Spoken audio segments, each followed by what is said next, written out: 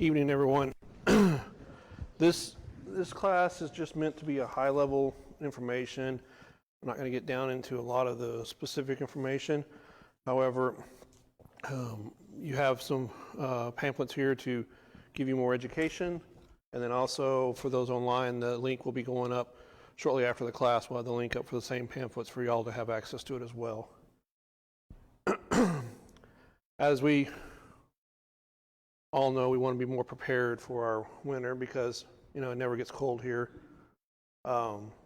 We are supposed to be in a La Nina weather span, which means we're predominantly a warmer winter than normal. However, our highest snowfalls and winter weather have come during that. And it's a short period.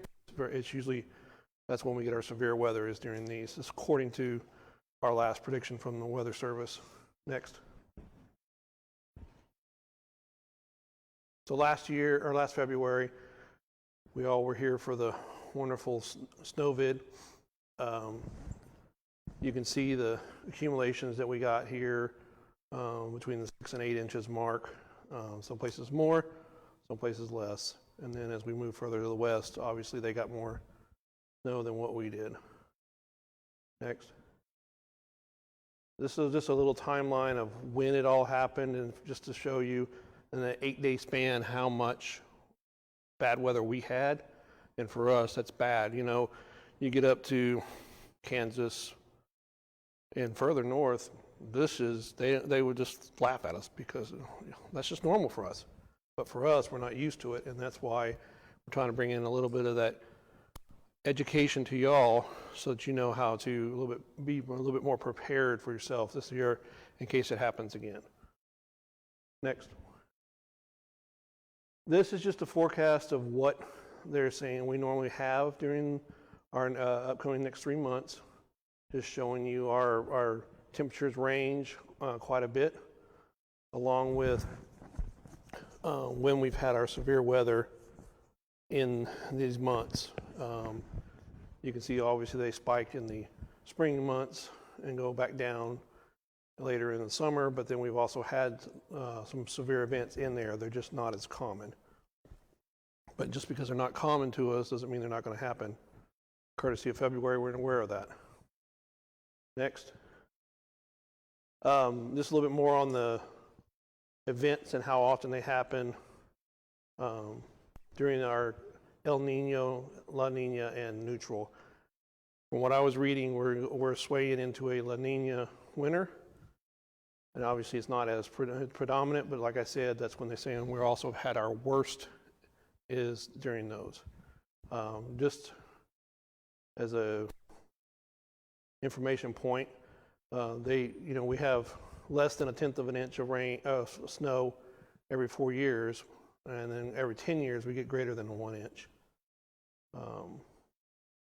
Our biggest was 1985, and this last 2 years were coming in second after that. And for those who weren't around here for 1985, it was miserable for several weeks for us. All right, next. So we've all heard what we're supposed to protect: the people, the pipes, the plants, and the pets. Next. So to protect your home and your pipes, we suggested to install weather stripping, insulation, and storm windows.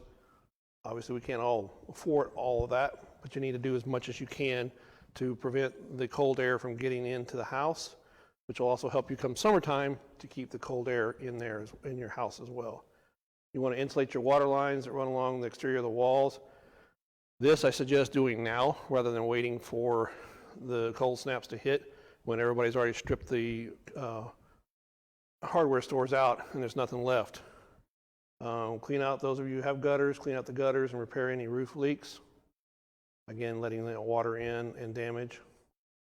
One thing we did have happen last year because of the snow, we've never experienced is because it was a blowing snow, our vents on our roof were allowing the snow to come up underneath there into the vent and then drop down into your attic and causing water damage in your attic, and no one could figure out why until somebody went up inside there and saw the piles of snow still in there. So be aware that if we have another blowing snow event, you might want to make sure and check in your attic to make sure you don't have any unwanted snow in there. Heating systems, it's a good time to get them serviced now. Make sure that they're within normal specs. We should have all had our chance to put our heater on and burn off all the dust for the winter already, but if you haven't, they just know that smell's coming. Anybody that's got a fireplace, it's recommended to have it inspected and cleaned annually. We don't do them very commonly here because the fireplaces aren't used as much, but we have had them. And they're really hard to get to go out once they've started a chimney fire. One, because of soot in the chimney itself, and two, because it starts it in the attic in the most inconvenient spot to reach. So we have to do lots and lots of damage to get to it, just to put it out. And it may have only burned an area this big, but we're going to make a hole 4 times that just to get to it because of where it's at. And then they recommend having an alternative heating source. And this would be your space heaters or such. Don't suggest using alternative fuels in the house because most of them produce carbon monoxide. Next.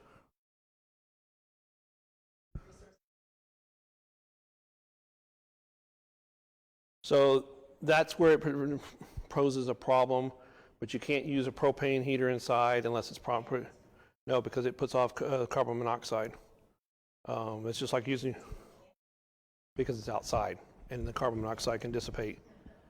It's because carbon monoxide gets trapped in your home and you won't know it until you start getting a headache and suddenly you're passing out and you don't know why, or you're throwing up and you don't know why.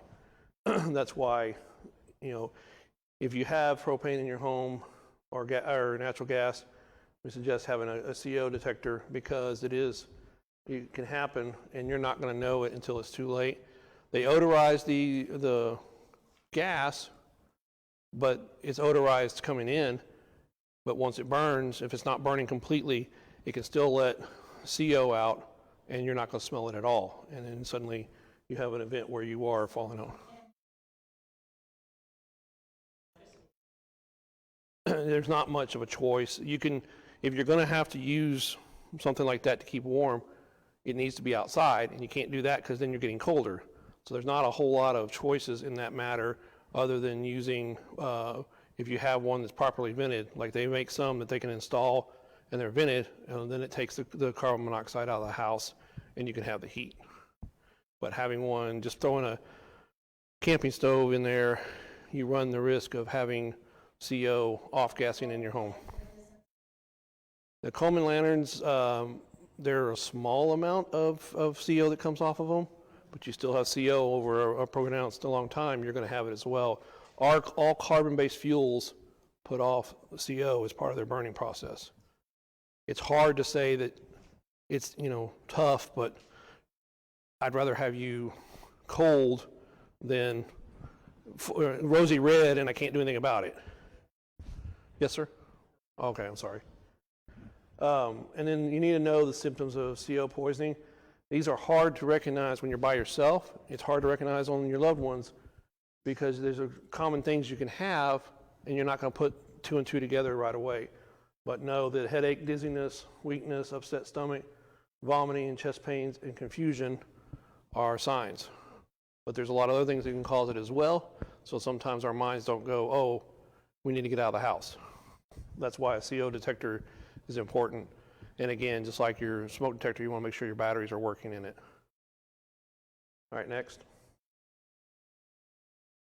If you're going to use a generator, we want you to have it outside of the house, not inside, not in the garage, unless it's a detached garage. And even then, you need to have it vented because it's going to fill the place full of carbon monoxide fumes. They recommend keeping the generator dry, which is kind of hard when it starts raining and snowing.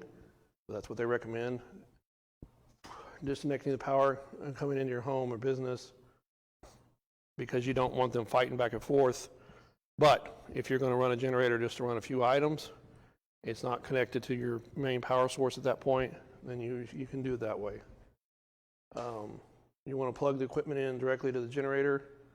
Do not plug a generator into that wall outlet. I've seen them already where people have manipulated the extension cords thinking they can feed it back into the system. You're going to cause a problem, you're going to cause a fire. And make sure you have an adequate fuel supply, which is kind of hard when you can't get out because of all the bad weather, but make sure that you, if you see it coming, to prepare for that, to be there for a few days and have fuel for that. And make sure when you go to refuel it that you've turned it off and let it cool down. You don't want to fuel it while it's still running because you run the risk of igniting the fuel, the vapors, and then you've got a lot bigger problem. Next. So this again, never run it inside. You want to be at least 20 feet away from the home and always direct the exhaust away from your house, and don't put it near windows or doors. You don't want that exhaust coming in the window unknowingly. And this is just an example of what they do when they don't run right. So to prepare you and your family, establish a weather plan, a response plan for your weather, and make sure that you've got a disaster kit with that. You've got water. You want at least a week's worth of water, and you want to keep, a week's worth of your prescriptions. So when they start forecasting really bad weather, make sure your prescriptions are filled, because we don't want you to go run out of prescriptions because you're stuck at home.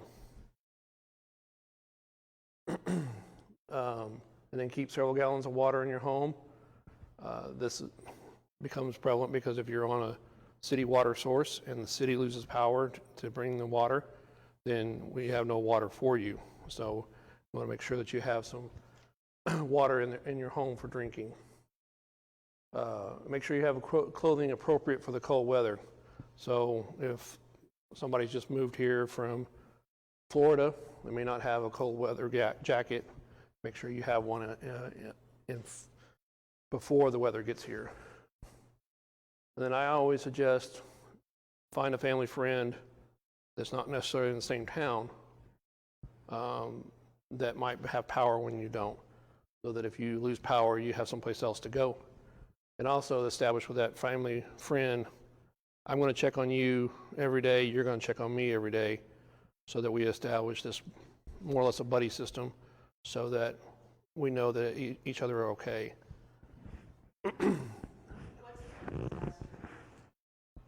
Why don't you ask? Next. 1 gallon of water, food for at least 3 days supply, non-perishable obviously. Doesn't do you any good to keep tomatoes in there. I mean, the fruit flies might enjoy it. A battery-powered or hand-crank radio, which I have one in the back, or two in the back, part of the giveaway today. A flashlight, a first aid kit, and then extra batteries. Not just an extra battery for your radio, but extra batteries for your flashlights. Extra power supplies or battery packs for your phones. Those things that you need to be able to communicate. And then you want to prepare your pets. This is something some of us forget about until it's too late and they're trying to figure out what we're going to do with them. So you need to figure out a warm place for them to be. Is that inside your house? Is that in a barn? Is that in the garage? If they have to stay outside in the weather and you need to use a heat lamp, please affix that heat lamp to whatever it's clamped to. Screw it in, do something else besides putting that clamp on there. I have worked so many house fires from heating lamps that pop off there because the animal is an animal. They're going to move around, bump, jump, whatever, and they're going to knock it off of there, and then now it's sitting on the floor, burning whatever it is, and then you're going to lose your home because of a heating lamp that could have been held in there with 2 screws. You just want to make sure that it's not going to come off of there. If you make sure you have ample food for your animals, and then if you're going to keep them outside, make sure that the water is not frozen over. All right, next. So when we talk about heating inside, we want to make sure that anything combustible, anything that can burn is 3 feet away from your heater. That means a couch, your blankets, all that stuff needs to be back 3 feet so that it doesn't catch on fire. Never use your oven to heat your home. So many times I've walked into homes and seen the oven open, the stove top running. If those pilots go out, you're not going to know it in time. It's going to be, the CO is going to take you too fast. Or it's going to get saturated to the right point, turn a light switch on, and now, kaboom. Turn portable heaters off when you're not in the room. And that's because you're not watching them, so if something happens, you don't want them to fall over, something to fall on them and cause a fire. Never use an extension cord to power the heater. Plug it straight into the wall. 90% of our extension cords we have are not designed to hold the watts that a heater draws. And over time, it'll break the extension cord down, and it's going to cause a fire. And then don't use outdoor heaters indoors. These type of heaters are not meant for that because they're off-gassing CO, and if it's in a confined space, it's going to build up and it's going to cause a problem for you. So how do you keep a home warm without the heat? Dress in layers, stay in one room, that way you can keep the heat that you have in that one room. Cover the windows with blankets, only open the doors when absolutely necessary, and stay hydrated. Those things will keep you warm. Now, if you're by yourself, you can keep your pet with you. The two of you, the body heat that y'all produce will allow you to stay warmer. If there's multiple people in your home, the more people that are in that room, the more body heat you have to help keep the place warm. It's going to be miserable as it was last year, but if you confine yourself down to a smaller room, then you have a bigger chance of trying to stay warm and keep that one area warm. And then if we're running through power on and off, it's easier to get that one room warm, keep it warm when you lose power until the next time it cycles back around. So you don't want to be outdoors unless it's necessary. You don't want to stay out there without having the proper clothing on and protecting your hands and feet and head, because you can get hypothermia, you can get frostbite in the worst cases. Obviously, we don't get to frostbite temperatures on a regular basis, but it can happen. If you get ice on your sidewalks or they're forecasting ice, you can put out sand or even cat litter to help with give you grip on that to keep it from being slippery. When you go out, if you have to go outdoors, work slowly so you're not rushing around, not getting on ice, slipping and falling. Take a buddy, an emergency kit when you're participating in outdoor recreation. If it's cold, we don't need to be out there, but if you're going to, make sure someone else is with you. And always carry a cell phone. Next. So this just goes over a little bit of the what to wear. I think we're all smart enough to know that, but we put this in here because if somebody is not really aware of what they should be wearing in the proper weather, we want to make sure that they're educated to that. And it's just as basically the colder it gets, wear more. You always want to have multiple layers, because if one gets wet on the outside, you still have something else dry on the inside and keeps you from getting cold. Because that cold, the wet cold, can do more damage faster to you than just the dry cold.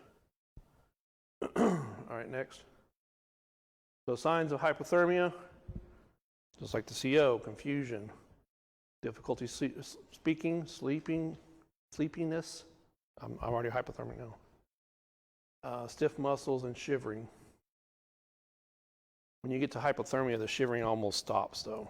It's a lot of cases you'll think, oh, I'm getting better, and you're actually getting worse. All right, next. So wanted to put this in there just to give you a little bit of knowledge, because some of us get confused with what's a warning, what's a watch. Well, a watch means it's possible. A warning means it's basically happening, and you want to take the action. So like it says, be prepared versus taking action. A watch is basically that, watch out. A warning is, it's a warning. Be careful. Don't, be cognizant of what's going on. And this goes through the winter storm, the next one, the wind chill. A lot of times with these wind chill ones, they'll hit the first day or two that it happens, and then after that, they won't be putting those warnings out right away, again, because everybody should be paying attention to it. They don't want to wear people out by putting these out over and over again, and no one's paying attention to them. They get numb to the fact that it's another warning, and nothing happened to me yesterday, why is it going to happen to me today? So just because you don't hear it, and it's the same conditions it was the day before, doesn't mean that you don't need to be watching out what's going on. Next. High wind, the same thing.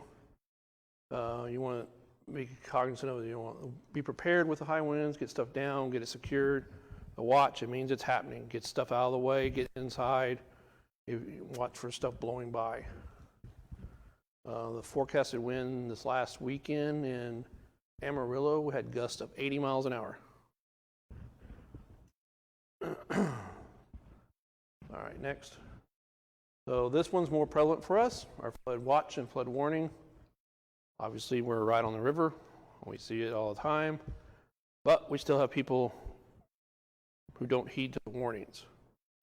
If you live along the river and we have a flood warning and they're expecting flooding on the Guadalupe Basin, take heed of it, get out of there, because all you're going to do is if it happens, and I know that your home hasn't flooded in the last 14 times it's flooded, but this may be the 15th time, maybe it. Well, now we have to go risk our lives to get you back out of there. So do us the favor and keep yourself safe. So fine, again, just like the weather, have a plan. Know where you can go, get your stuff together, and get out of there before it happens.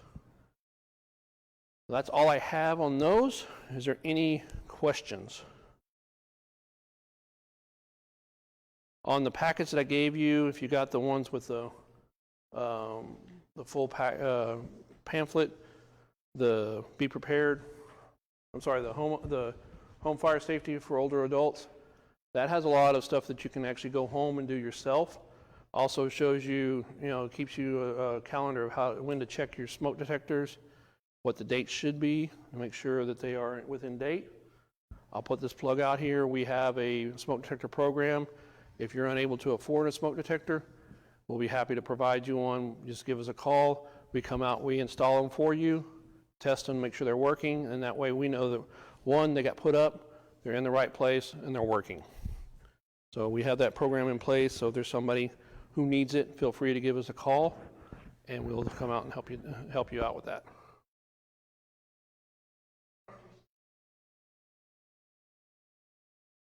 So a smoke detector has a lifespan of 10 years on average, and that's because the sensors are they come out of sensitivity basically after that. That's the only time the manufacturers don't want to be responsible for the sensitivity of it after 10 years.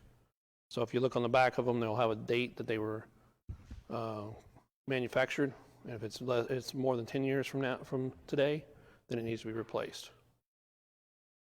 If it's got 14 pounds of dirt on it, and you take it off and you can barely read the writing anymore, most likely you got to replace it. Any other questions? I thank y'all for coming. I appreciate your time. Hopefully this was some useful information for you.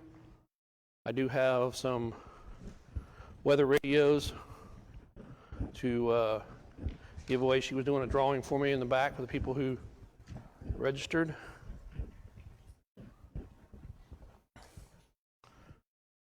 Okay. So we have Janie Tristan. So this is I've already charged it for you. Plus I had to play with it.